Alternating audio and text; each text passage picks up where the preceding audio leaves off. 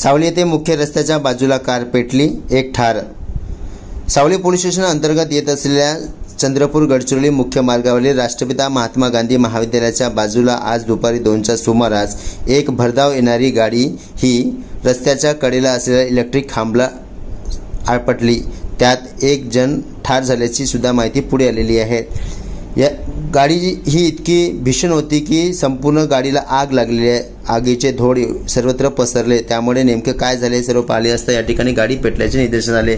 त्यानंतर या गाडीच्या बाजूला काही अंतरावर एका व्यक्तीचा मृतदेह सुद्धा मिळालेला आहे। त्यात देवीलाल यादव वय 35 वर्ष, राहणार कांकेर, जिल्हा छत्तीसगड असं त्याचे नाव आलेलं आहे।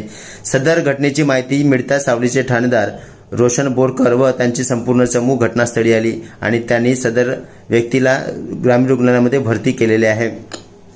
ही घटना नेमके कोण आणि कशी आणि प्रकरण नेमकं कसं झालं याची माहिती आता सावली पोलीस याचा तपास करीत आहेत।